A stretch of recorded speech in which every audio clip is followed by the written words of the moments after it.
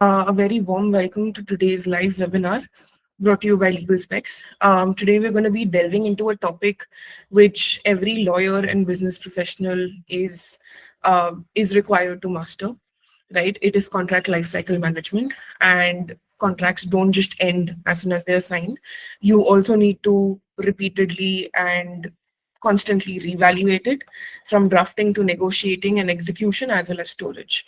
By the way we manage contracts, we can make or break the business, especially when it comes to efficiency and compliance.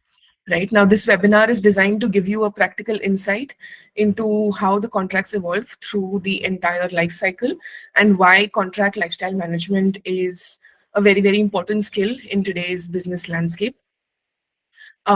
So before we begin, there are a few housekeeping rules. Please keep your microphones on mute, but please turn on your cameras for, a lot more interaction with ma'am. And during the session, if you have any questions, please drop them in the chat box. And as and when it seems relevant, or towards the end of the session, we'll be taking up those questions with the speaker. And we will also have a Q&A session towards the end of the session. And subsequently, a feedback form is also going to be shared with you on the chat box of this Google Meet, filling which post or post filling only will you receive a certificate. So please sit back, enjoy, take notes, and also please engage with the speaker. Right. So let me introduce you to the speaker, the powerhouse behind today's session, Ms. Shreya Tiku. Ma'am serves as AVP Legal at Kulfi Collective, which is a full stack award-winning creative studio which builds brands in culture. Right. She has earned her BBA LLB degree from Symbiosis Pune and pursued LLM in IP laws at Washington University, St. Louis. After a successful stint at a software company in the US, she has returned to India and began her legal career with Universal Music Group, where she led negotiations and managed multiple agreements for both the label and the publishing sides of business. Right, she has over 6 years of experience in the media and entertainment industry, and now leads the in-house legal team at Kulfi Collective, where she manages documentation with high-profile clients including Red Bull, Netflix, Spotify, Tinder, and also Lego. Right, she is passionate about leveraging her legal expertise to help businesses shape their future, especially of the content, and also tell stories which resonate with young Indians. Right, when ma'am isn't working, she enjoys consuming contents across music, shows, movies, and non-fiction books. Please join me in giving a warm virtual welcome to ma'am. Ma'am, the floor is all yours. Thank you. Thanks, Preksha. Good morning, everyone. Apart from the rules that Preksha has laid out today, if I'm asking any questions, you can just unmute yourself and answer those questions. During the session, if you have any questions of your own, please raise your hand and we'll take it up as soon as I'm done with at least that section of the presentation. Okay, let's get started. So I generally try to understand what kind of audience I'm dealing with. So I'm going to ask you a couple of questions in that regard. How many of you are still in law school? Any law school students here? A few, yes. Nice. Okay.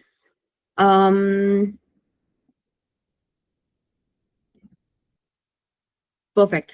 Put down your hands, please. And anyone here with under 2 years or 3 years of experience?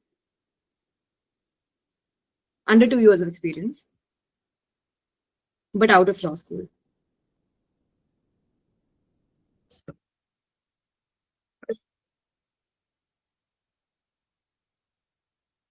Okay. How many of you are in-house?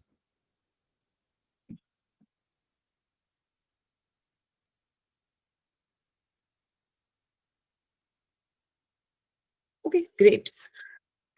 So we are going to start this session with just the understanding of what the topic means. This is a question where you can unmute yourselves and answer if you have any inputs, any answers of your own.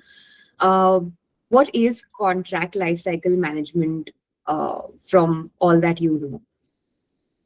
Whoever wants to answer, please unmute yourselves and let us know what you think.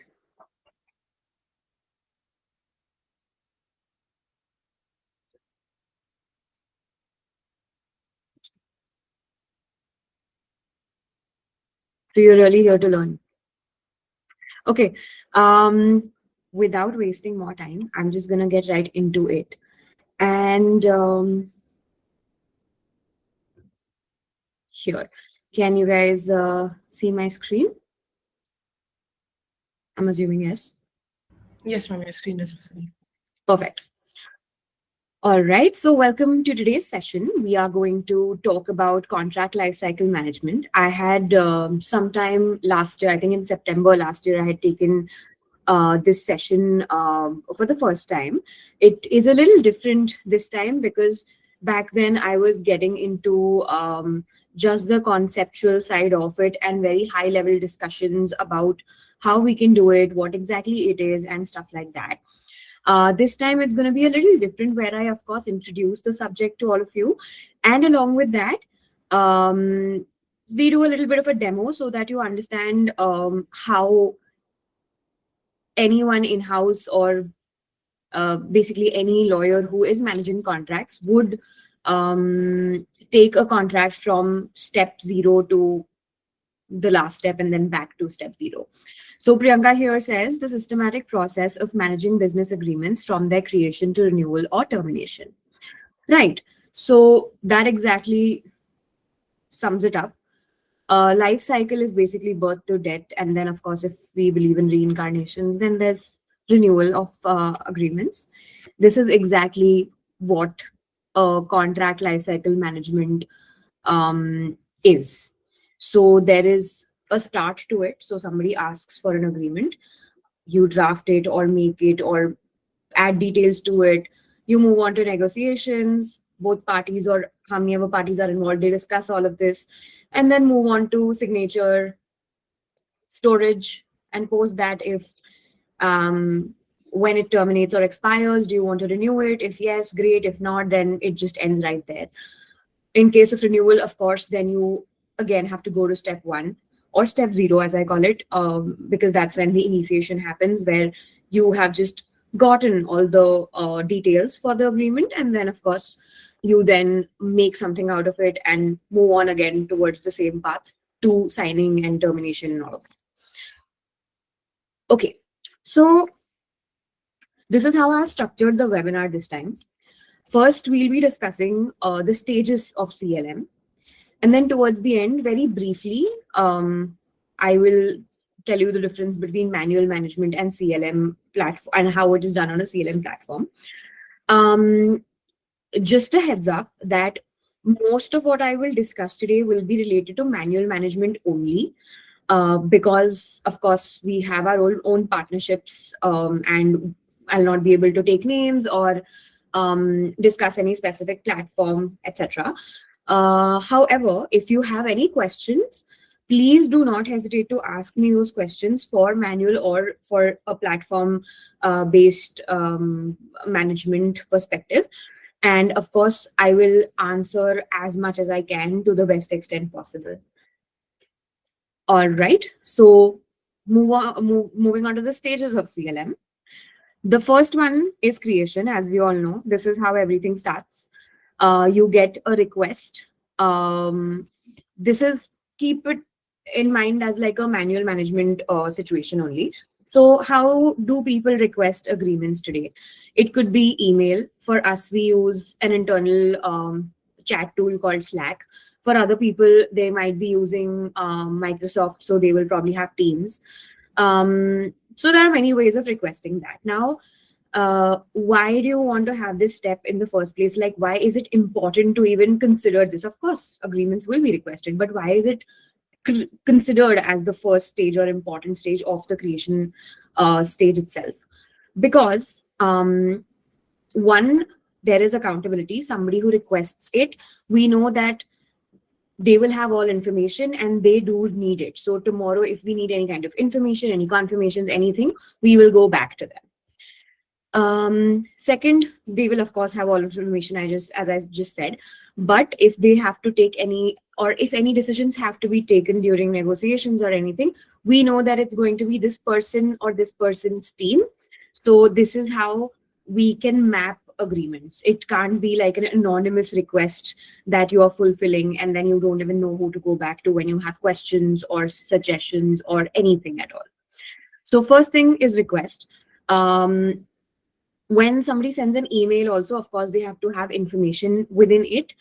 Or they could just, like if it's on Slack or Microsoft Teams or something, then again, they send you a message with all the information, which brings me to point number 2, that whenever somebody requests an agreement, we need to first ensure that all the important relevant information has been given to us, which means whatever information comes to us, we go through it, try to understand if this is enough or not, jot down all our questions, and of course go back to the requester with all the questions together so that we have a consolidated list of everything that is needed in the draft.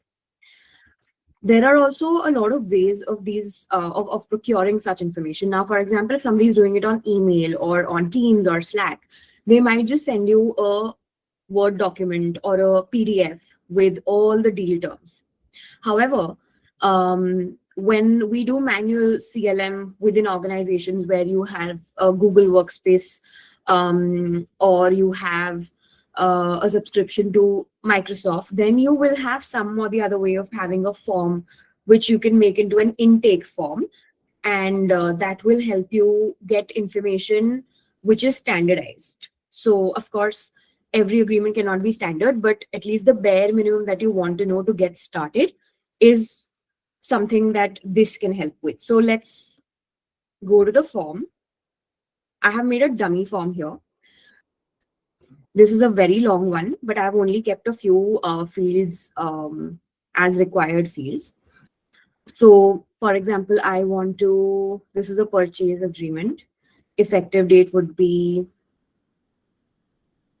1st Jan. Counterparty's legal name could be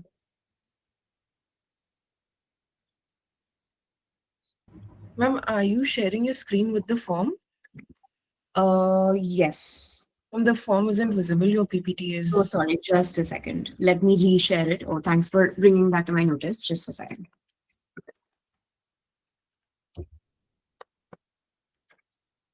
Yeah.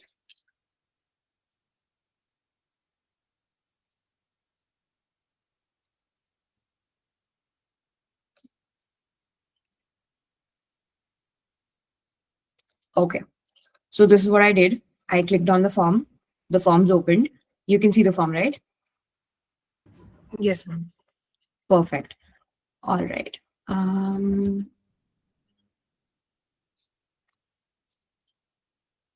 Okay. So as I was saying, this is a very long form, which I've made from just Gemini notes, but this is a dummy form.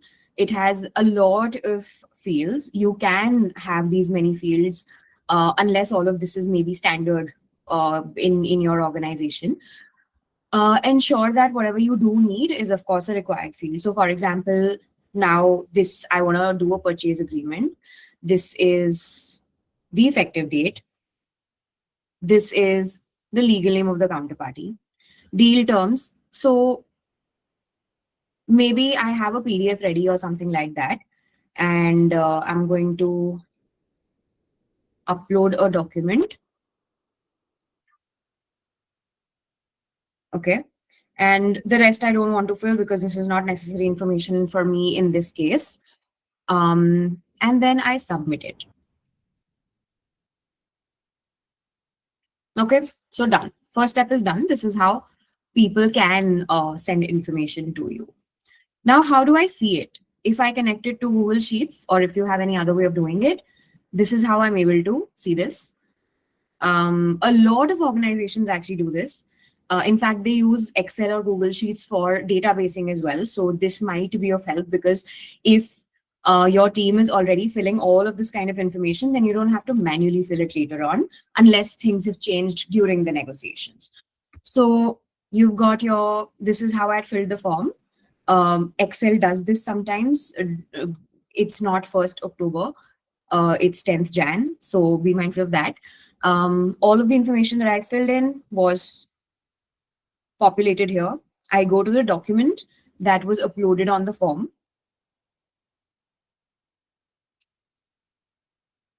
And this is how I see it. So this is the information that the contract requester or the agreement requester has sent to me. And based on all of this, I'm going to make my agreement. Any questions till now? This is not, I mean, this is just, of course, again, a dummy request. Any questions till now?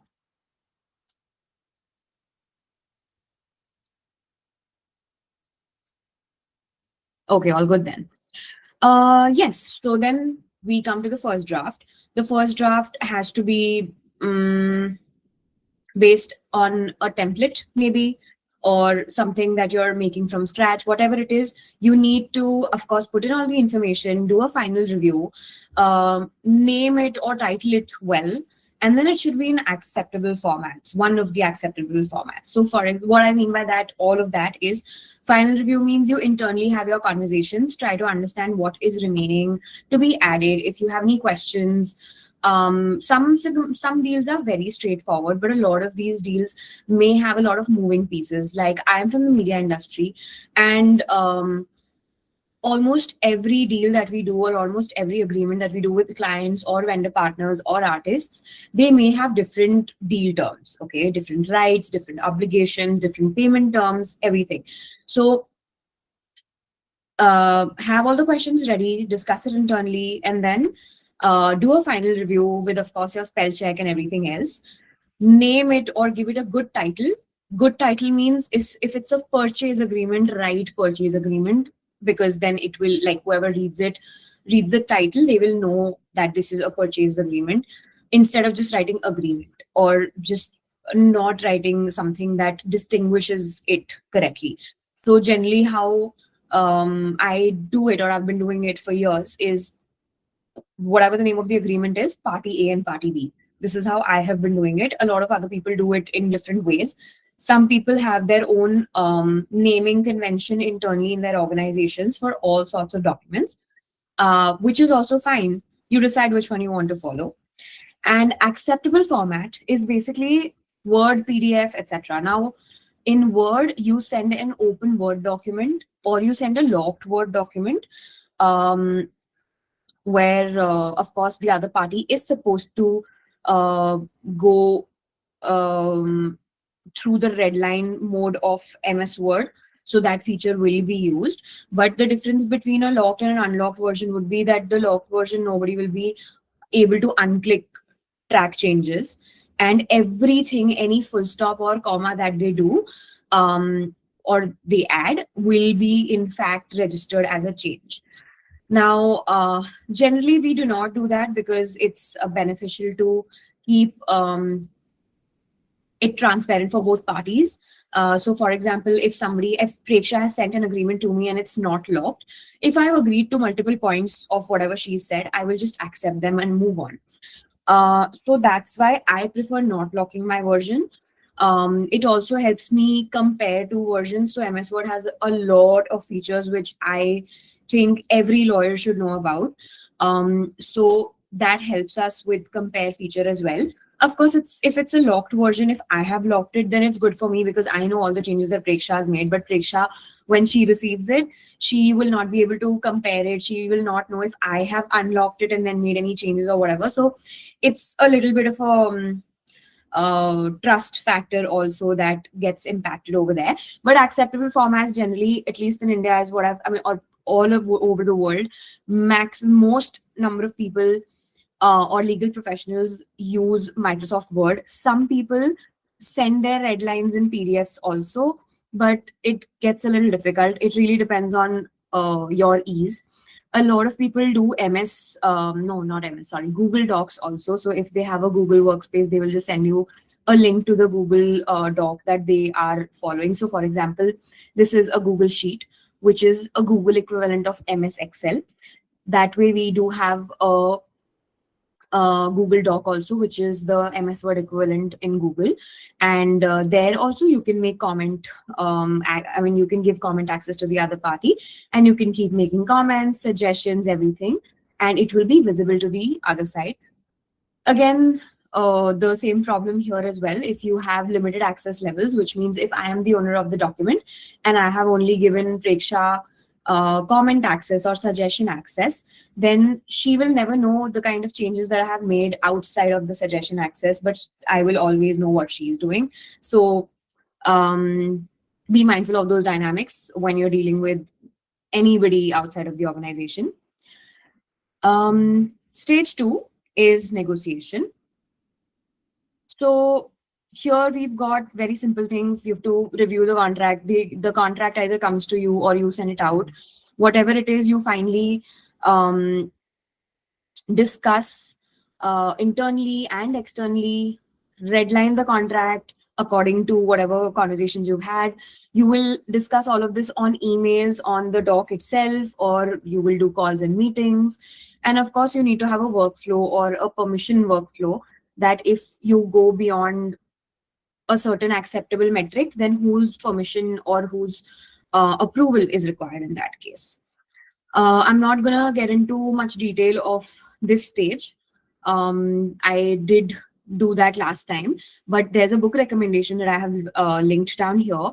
And redlining is extremely important. Like, it's a very, very crucial skill that every lawyer from any industry, from anywhere, should know about. So of course, any questions are welcome, but I'm gonna move on to the next stage. So here, negotiation stage, we have discussed and decided what all we needed to do. And now our final contract is ready. So when the final contract is ready, around that time, we need to ask the other side, we need to tell about our side also, about all the information that both parties would need. One is, of course, signatories details. A lot of people will ask you for proof that a signatory is in fact a signatory. It could be a board resolution, it could be a power of attorney, it could be anything, any company document that they would ask for, just to ensure that the person who's signing can in fact sign and has the authority to do so. Then mode of execution, very important, because this determines the amount of time that it's going to take you to actually get the final signed copy in your inbox or in your wherever you're storing it in your folders. So mode of execution, it could be physical, electronic, digital. In physical, of course, you have to take a printout, sign it, stamp it, send it to the other party. If they are in the same city, great, somebody can drop it off. If not, then you'll have to courier it, wait for them to receive it, to sign it, send it back. And yeah, that's a long process. And of course, if there is any bank holiday or just a normal holiday, then of course it gets delayed by a couple of days.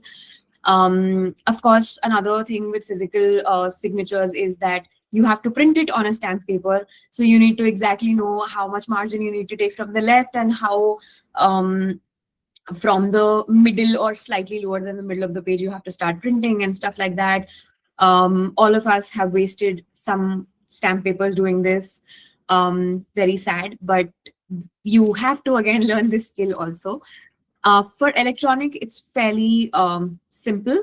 It's use of any kind of softwares like DocuSign, Adobe Sign, and there are multiple others in the market. Based on your budgets, based on the number of agreements that you sign on a regular basis, and the number of people that need to have an account on this platform, you can choose whichever one fits the bill. And there's not really one better than the other. They're all almost the same.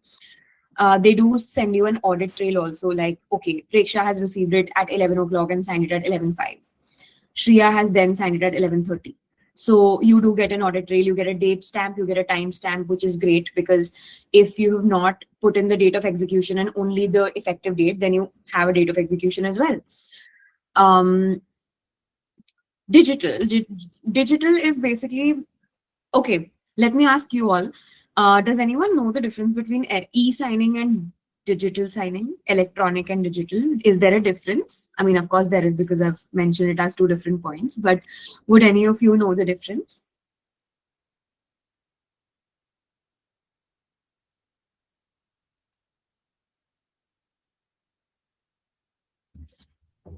No IT law students here? Okay.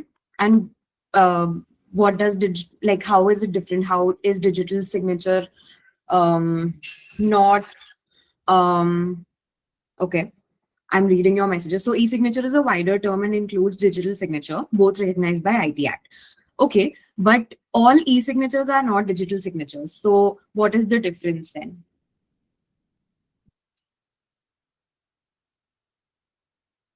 Yeah, please feel free to unmute yourselves. We can have a discussion that will be even more productive.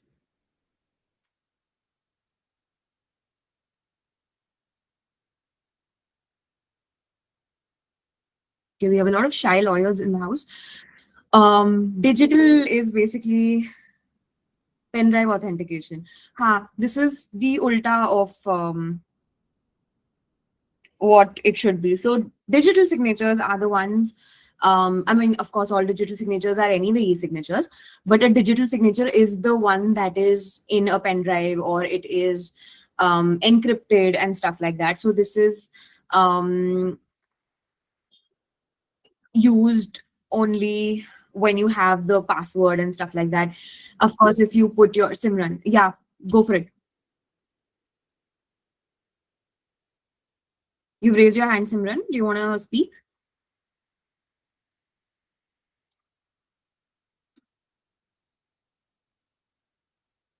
If you're speaking, you're on mute. Let me anyway continue. Yeah. So pen drive format or any, there are other ways also, like you have e-signature platforms that do give you the option to have an Aadhaar verification or some kind of encryption, which is great. And that basically just helps with authentication in general. So these digital signatures are the ones that anyone can actually get made. But generally, when we have too many documents happening and then we have limited signatories, they all have their DSCs and they have somebody within the company that they authorize to use those DSCs. Of course, the responsibility still lies with the signatory whose DSC the team is using. But yes, that's about it. So one is basically with encryption, the other one is without encryption. And yes, digital signature is still part of electronic signature, but digital signature is more specific where you have a password protection encryption sort of a situation. The best thing about this is once I have used my DSC and signed something, of course, it will happen on a PDF document only. When I send it to Preksha, for example, for her signature, she cannot then convert it to Word and make some change and again sign it. Like she can do it, but my signature will then be automatically removed the moment she converts it, which basically means that once I have affixed my DSC, then this document becomes untamperable. Simran, do you still want to speak? I see you had lost your connection.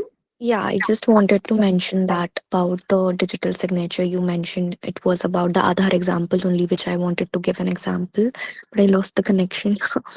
Yeah. No worries. Great. So these are the three modes. And stamp duty payment, of course, you have to get into the details of what kind of deal this is, which stamp duty, I mean, which stamp act are you following, what is the section, or whatever the amount is, or whatever the percentage is, and stuff like that. And yes, then you are done with your signatures. If it's physical, then you can wait for another week or 10 days, but eventually you will have the signed copy with you. Secure. So Utkarsh is asking which signature is more secure, digital or e-signature? What do you mean by secure?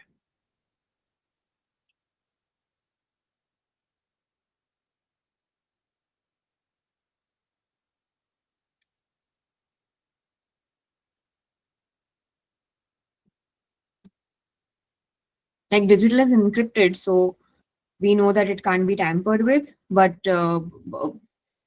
authentic, again, both are authentic because you're anyway sending a link or a document that somebody is signing. So authentic के हिसाब से तो both are authentic.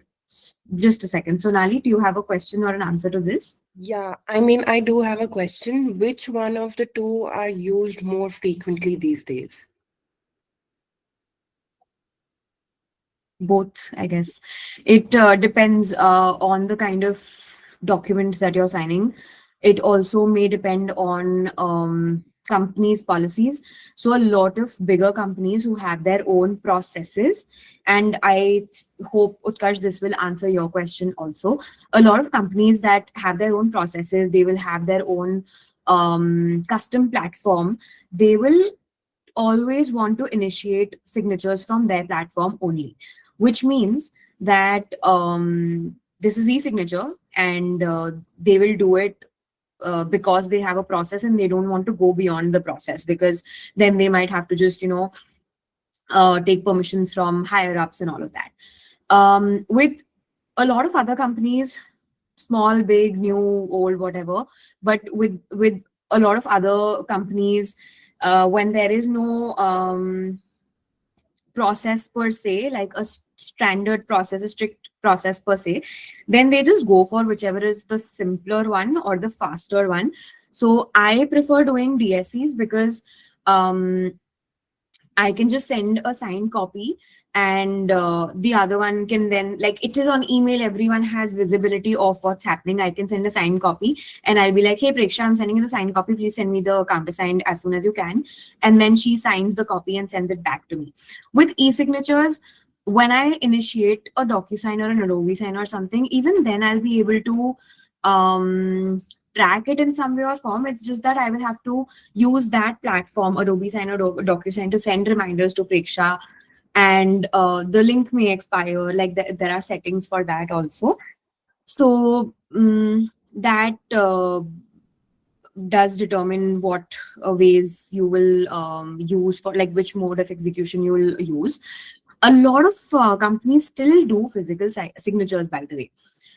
So there is absolutely no reason for anyone to pick any of these ways, but it's just a process that somebody once made probably, and they don't want to change it, or they think that this is better evidence wise.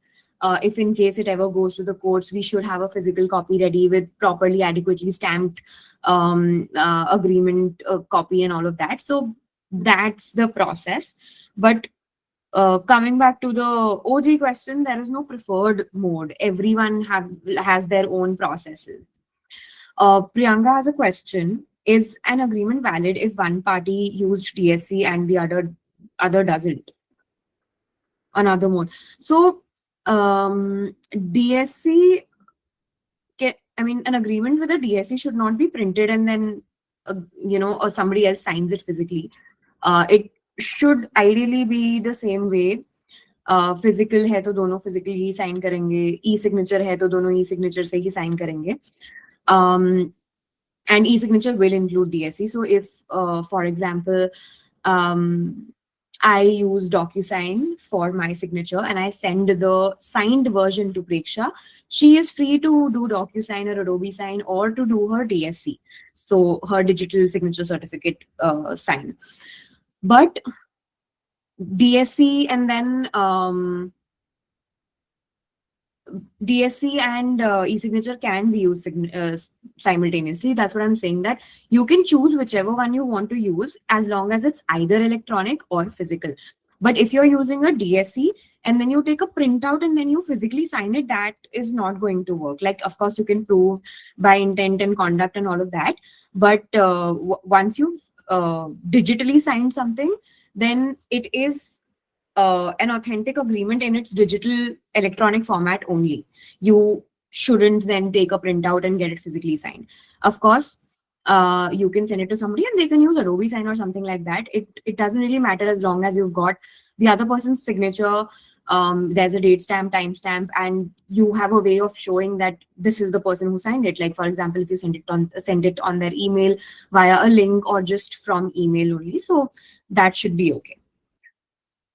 Okay, moving on. If you have more questions on this stage, we can take them up now or later. Let me know. Moving on to storage and archival. So once you have signed this and you have received the final agreement, in physical, you might have to do multiple counterparts. So if there are two parties, maybe they keep one a copy and we keep one copy. And if there are multiple other parties, the number of people that you have or number of parties that are involved in that deal, every party may want to keep one copy. For electronic and digital, there's usually just one final copy and everyone has that one final copy only, which gets circulated electronically via email or through whatever application or platform you're using. So once you have the final copy or copies, if you are physically storing everything, then of course, this is what you will do in the physical format, wherever your cupboard is, you have your folders for with client names or whatever it is, and you have them set up date-wise or deal-wise or folders, subfolders, whatever is comfortable for you. If it's done electronically, then this is the folder. So for example, this is my main folder. This is the counterparty's name. This is, because this is a bank, I've just made it a loan agreement folder over here. This is a short-term loan agreement folder. This is my long-term loan agreement folder. And within this, we'll then have agreements, of course. Similarly, like you have named your client or the other party, and then you've got the type of deal in a subfolder, and then you've got a document within it. You need to have a system for every single file also. So to see how we name files generally would be, yeah. So this is a loan agreement that we signed between this bank and our company. This is an addendum to the same loan agreement that we signed. Now, if you see the difference in naming, this is how we've named it here. It's just a simple loan agreement, party A, party B, number of years if needed. But a lot of people put the effective date over here. So this is 26, the year, 01, the month, 10, the date. It could be effective date, execution date, whatever you please.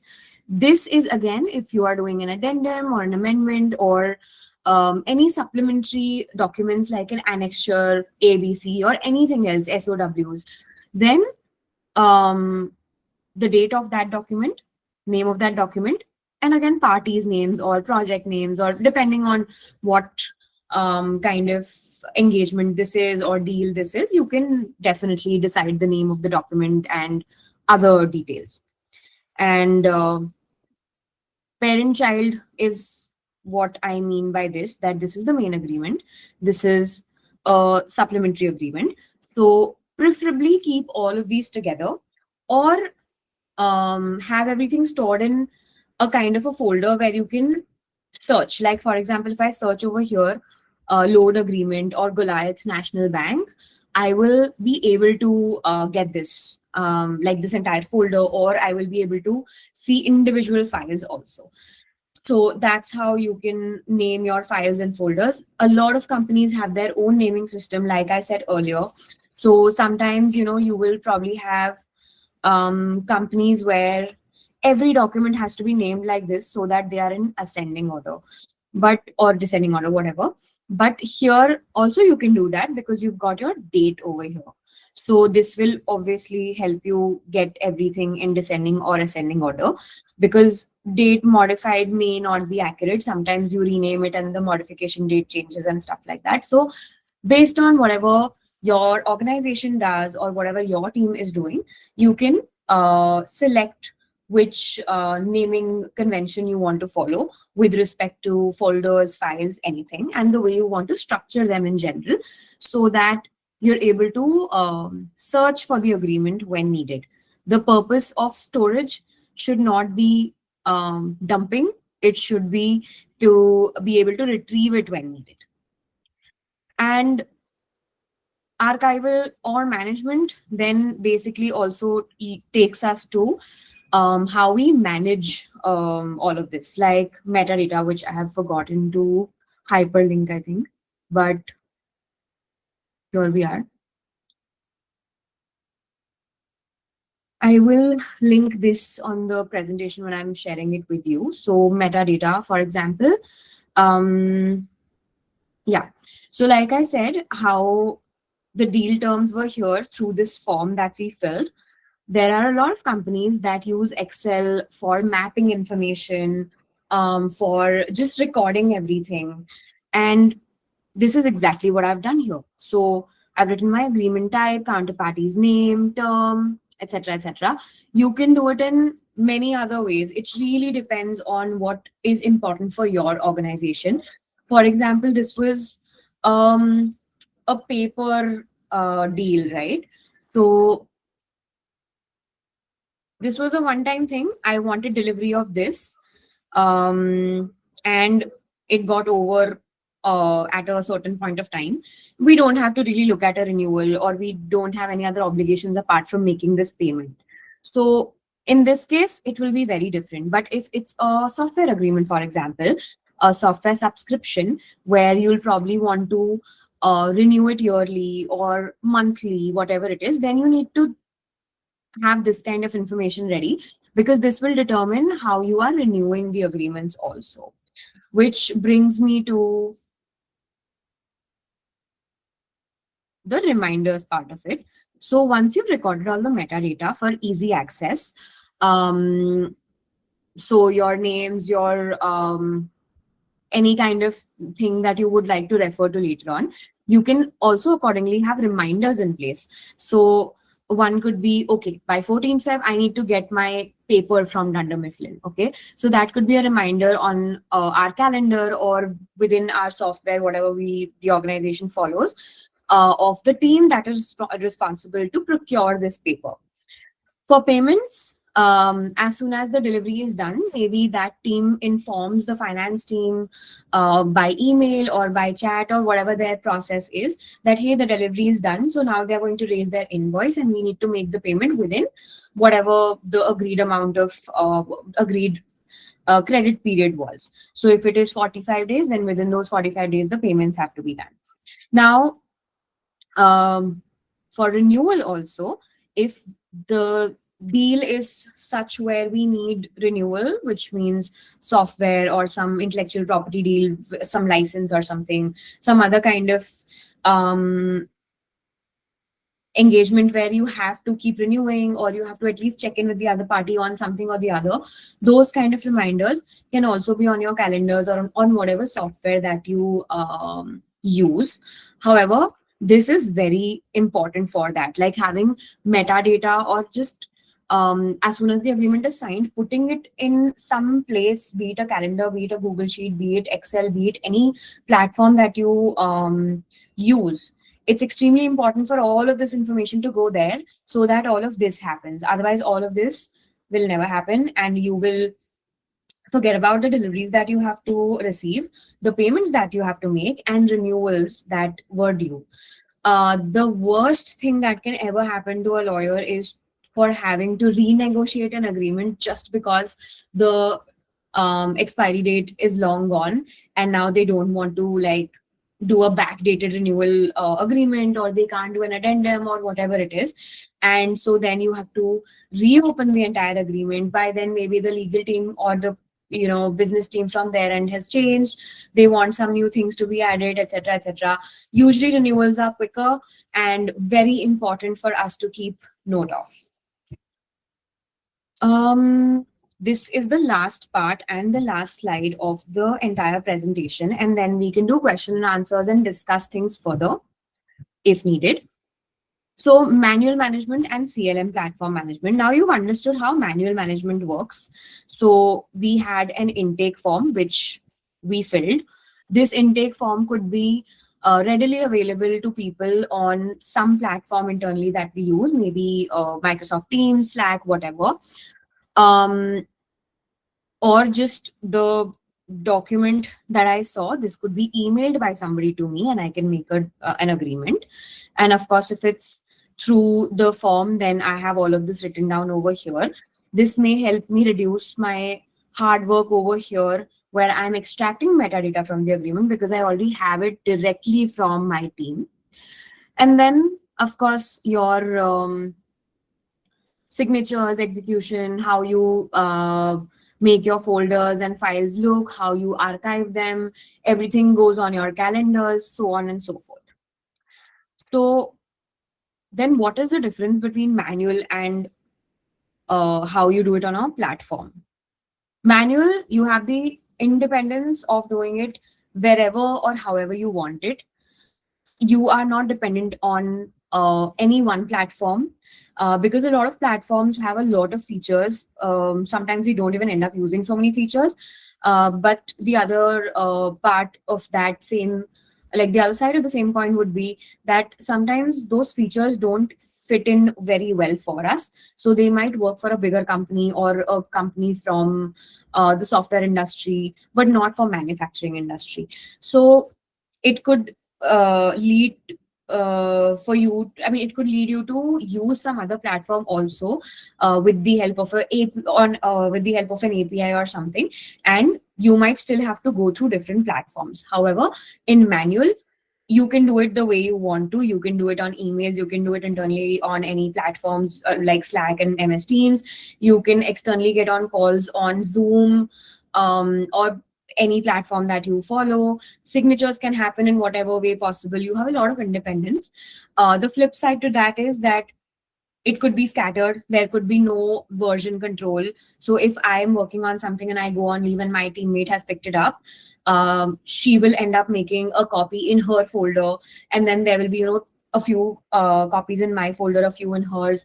And then later on, if we want to refer to something, we'll have to go to two different sources of truth, where always we should have just one single source of truth. So that is the manual side of things. For platform, an ideal situation would be from contract creation to approvals, signature, everything except the negotiation part happens on the platform. Reminders also happen on the platform. So if we have to receive a delivery, this will automatically become a reminder, or of course we will have settings like that, but this will become a reminder and it can be sent to the right people within the organization. For renewal, the legal team will get reminders from the platform. So it really depends on how the tool is, how sophisticated it is, and how it can help us. We've got a lot of tools where they have e-signatures inbuilt, or they can partner with with Adobe Sign, DocuSign, etc. Or they have Aadhaar-based authentication or some OTP-based signatures and stuff like that. So many tools offer these kind of signature modes as well. And of course, metadata extraction is something that a lot of AI-based CLM platforms today do for you anyway. If they don't do it, in any case, if you are getting a contract request on the tool itself, on the CLM platform itself, the form that your team is filling, that will act as your metadata, and you will not have to change anything unless something changed during the negotiations. Now, everything else that can be done on the platform is here, but the things that can't be done would of course be your negotiation calls and meetings, be it internal or external. And if the other party does not want a digital signature or an electronic execution, in that also you've got CLM platforms that can help you get stamp papers. So in many states you can get e-stamps. I mean, you can get e-stamps everywhere, but I'm talking about two different e-stamps here. This kind of e-stamp is actually from a central website where you choose your state if it's applicable in, I mean, if it's available in your state, they will give it to you, they will send it to you directly, or your CLM partners will procure a bunch of stamp papers for you and send it to your office. And all of that can be managed. So you have got that level of sophistication today where there is a hybrid of physical and digital version of management within the platform. And of course, a little bit lies outside of the purview of the platform. So yes, that's about it. I personally think that with the technological disruptions that we see today, of course, AI or anything automation based, we should definitely try our hand at any tools that are possible for us to try. AI does not only help us with metadata extraction or reminders, but it will also help us with reviewing and redlining. So, for example, if somebody sends an agreement to me, I will be able to run an AI agent on it. It will extract all of that information, which is important for us based on our own template, and tell us where the deviation is. So, for example, if we like getting paid in 30 days, but the other party has said 45 days, the first review by the AI agent, it will tell you that there is a deviation over here. So then we know that we have to go to the finance team or the management, whoever is responsible for this, to take permission for this or to ask whether we should push back or not. It's the same with other, this was a simpler example, it's the same with other clauses also, be it indemnity, limitation of liability, or anything at all. If there is a deviation, your AI agent will tell you. If there is a summary that you want, the AI agent will extract all of the information from the clauses that your counterparty has added, and it will give you a summary. A lot of platforms are able to provide the location of that clause also. Essay, it will not just be a random summary of clauses, and we know that a lot of times AI also is imagining things, but it will give you the source, so you can go back there, check if contextually it makes sense or not, and then you can of course use AI for other things as well. So that's about it. For manual, you can definitely use a mix of different platforms, but for a CLM platform, it's usually one platform that you want to use. But you need to understand what are your requirements, and accordingly, you should go on to the platform that is the most comfortable for you and fits in your company's budgets. That's about it. That's all about CLM. I know it was very quick, but if you all need me to go through any slide again or go through any part of the presentation again, anything in detail, I'll be happy to do that.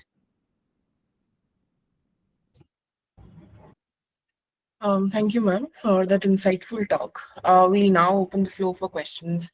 If there's anybody who wishes to ask any question, please either unmute yourselves or raise your hand, or if you do not want to speak or you do not wish to speak, you have the chat box and you can put in your questions there, and either ma'am or me will take it up accordingly and we can figure that out. If there are You any. may also send your questions later on, whatever you're comfortable with, and I will definitely try my best to send you a brief note answering your questions. Yes, Simran. I just wanted to understand that how can we pursue our career like in this? How can we take it further and how we start from zero? Like my background is completely different. So how can I start it if I want to go with this? With this, as in, this is, I think this is something that anyone dealing with contracts would anyway be doing. I did not get your question. How Right. can we pursue our career like we if we want to plan further with the placements and other companies, how could we approach? Oh, so this is different from the CLM discussion itself, right? Yes. Great. So, I think knowledge-wise, we all know that you need to have the technical information for the field or for the industry that you're sitting for. This kind of stuff is what does give you an edge, knowing Word, knowing Excel, being able to organize documents, having good ideas.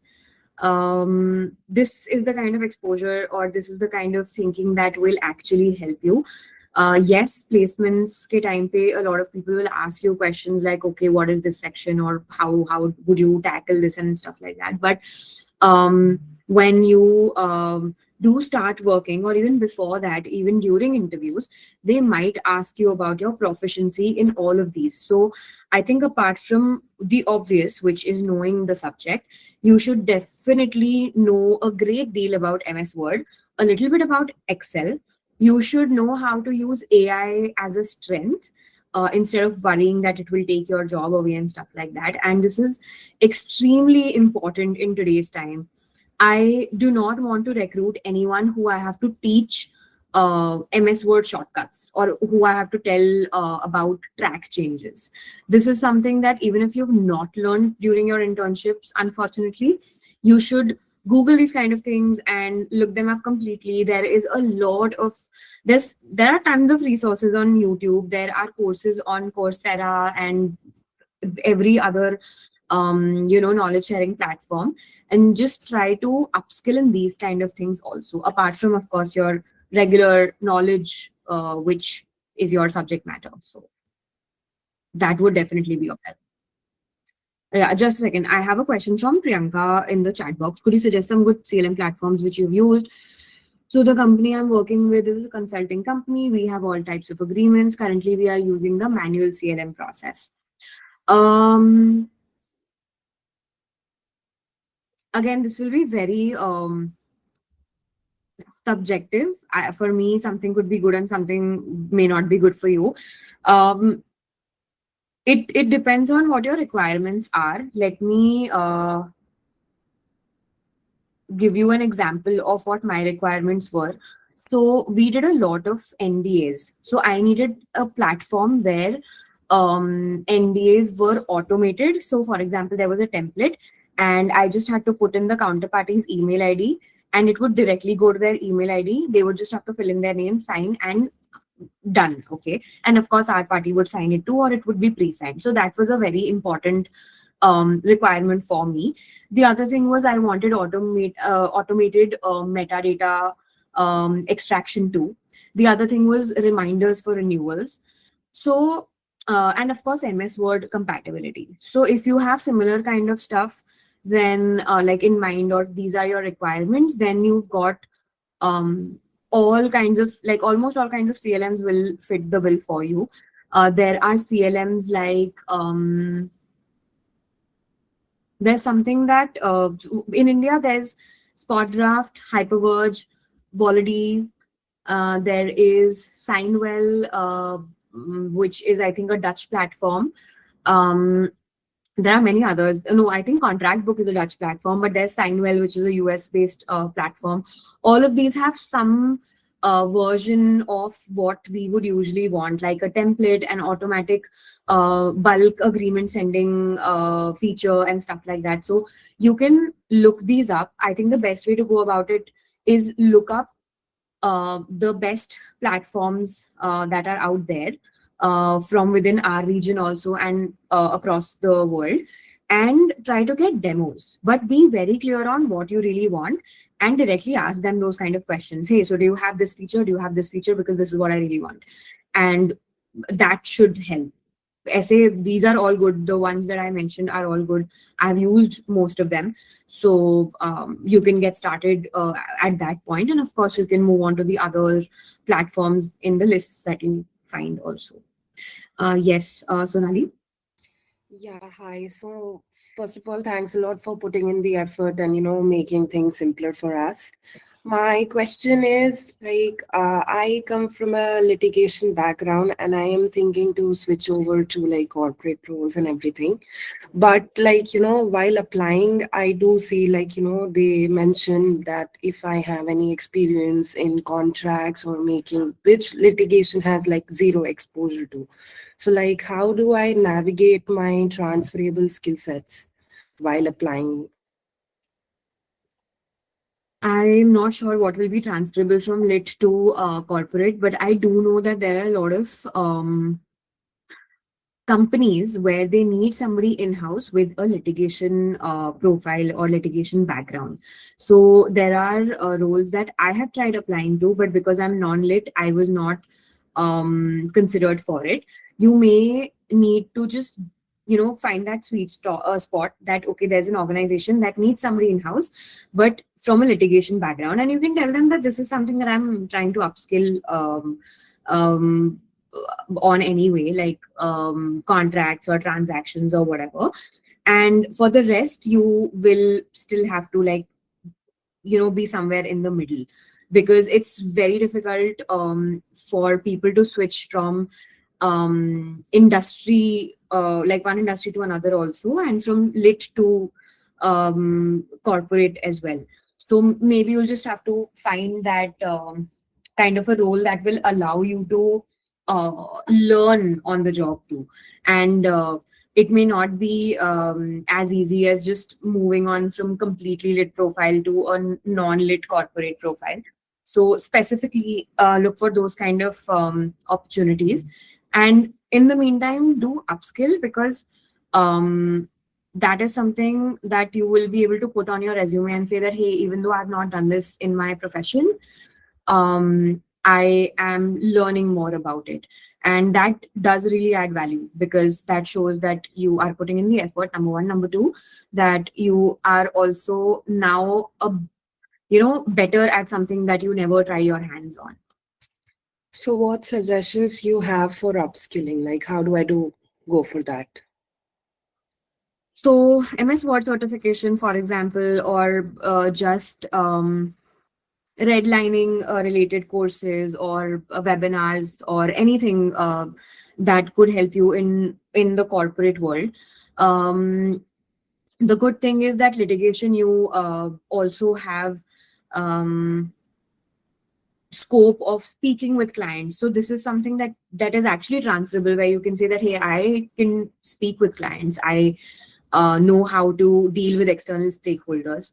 And apart from that, whatever the transactional stuff is, you figure out what industry you are interested in or what kind of work they do, and related to that, try to find courses and stuff.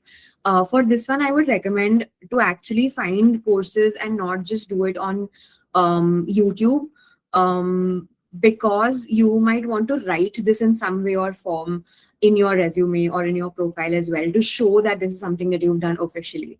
It does not have to be a paid thing, but it has to be something where you can show skills. So Word, any negotiation related this thing, course or webinar or uh, anything at all that gives you that kind of exposure.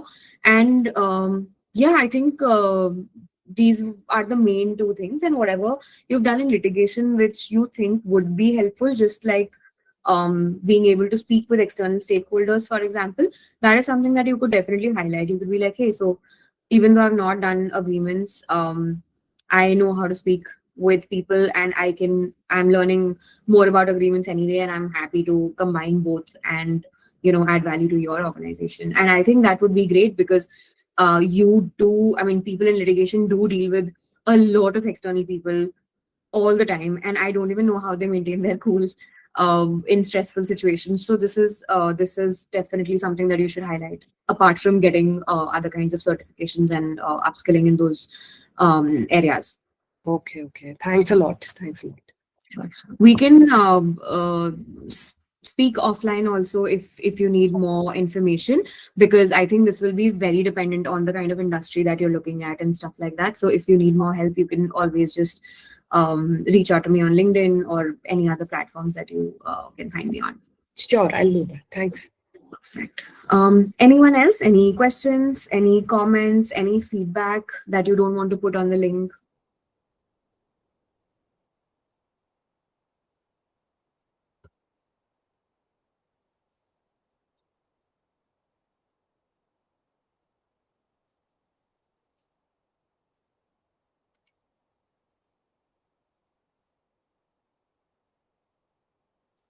Cool. Preksha, would you like to then Yes. conclude this? I think whatever feedback forms are being filled, you can then just give me a gist of what's Yes. the input from everybody here. Yes, ma'am. Thank you. Thank you, ma'am. As we come to the end of today's session, very heartfelt thank you to you, ma'am, for taking the time to share your experience with us. We have learned that contracts are not just legal documents, but they form the whole and soul of a lot of different kinds of companies, as well as different organizations as well. And with the right systems in place, and with the right kind of management in place, they can become powerful tools for obviously compliance, growth, and also management. A big thank you to all the participants for joining us today.